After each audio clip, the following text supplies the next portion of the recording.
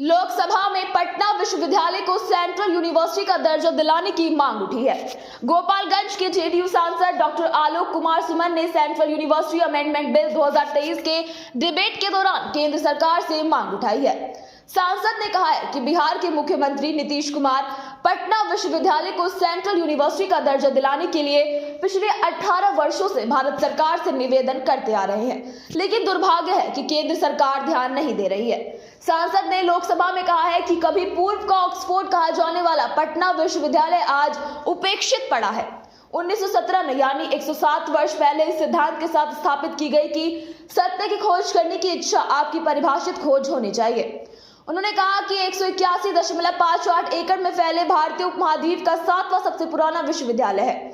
2019 में एनएससी ने भी B+ ग्रेड से भी सम्मानित किया था, लेकिन आज तक इस पर भारत सरकार द्वारा ध्यान नहीं दिया गया है।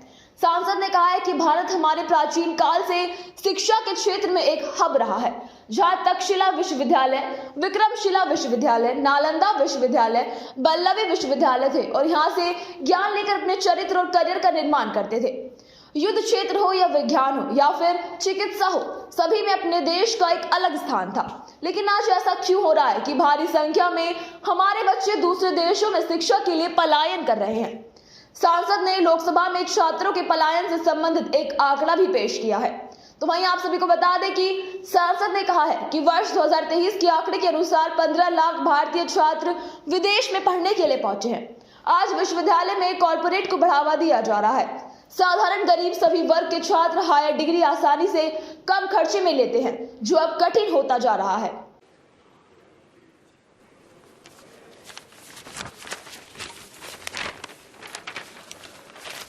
धन्यवाद सभापति महोदया कि आपने मुझे the central university amendment bill 2023 पर बोलने का मौका दिया। इंडिया हमारे प्राचीन काल से शिक्षा के क्षेत्र में एक हब रहा है, जहां तक्षशिला, विक्रमशिला, नालंदा विश्वविद्यालय, बल्लभी विश्वविद्यालय थे और देश विदेश से बच्चे पढ़ने आते थे। लेकिन आज ऐसा क्यों हो रहा है कि हमारे देश के बच्चे भारी संख्या में दूसरे देशों में जाकर पढ़ रहे हैं और पलायन कर रहे हैं। वर्ष 2023 का आंकड़े के हिसाब से लगभग 15 लाख बच्चे हमारे इंडिया से बाहर दूसरे देशों में उच्च शिक्षा के लिए जा रहे हैं। इसके संबंध में मेरा ये कहना है कि इस सेंट्रल यूनिवर्सिटी बिल में मैं ये सुझाव दे रहा हूं कि सेक्शन 2 के सबसेक्शन 3G में जो कॉर्पोरेट वर्ड का उपयोग किया गया है उसे बदलकर सेंट्रल गवर्नमेंट कर दिया जाए महोदया।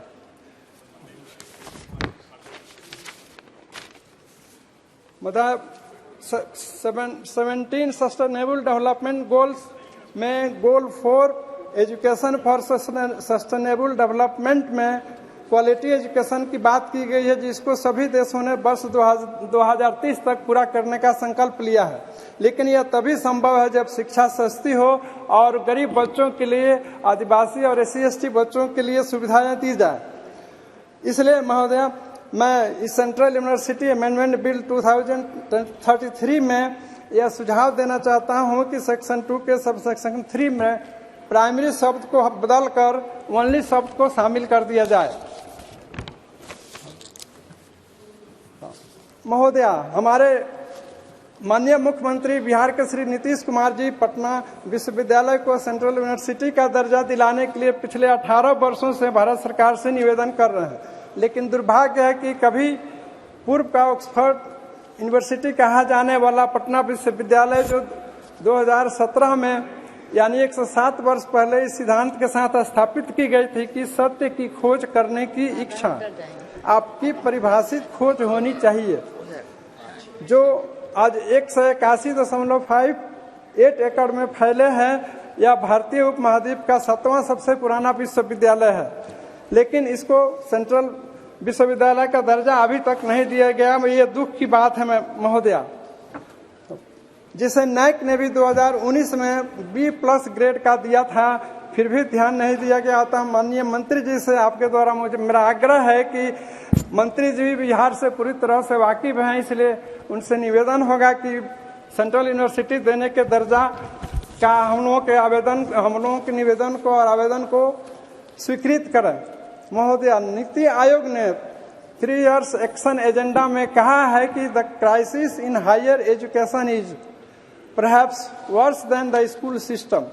नीति आयोग के अनुसार कुछ सरकारी यूनिवर्सिटी को हाई फंडिंग किया जाए ताकि वहाँ सुविधा बढ़े और गरीब बच्चे भी पढ़ें। महोदया, डॉक्टर अम्बेडकर साहब जिनका आज परिनिर्वाण दिवस भी है, मैं उनको नमन करते हुए मैं उनकी एक कोट कर रहा हूँ जो उन्होंने कॉन्स्टिट्यूएंट असेंबली में कहा था कि knowledge is the basis of human life. To ensure the intellectual capacity of the students also efforts should be made to increase their intelligence.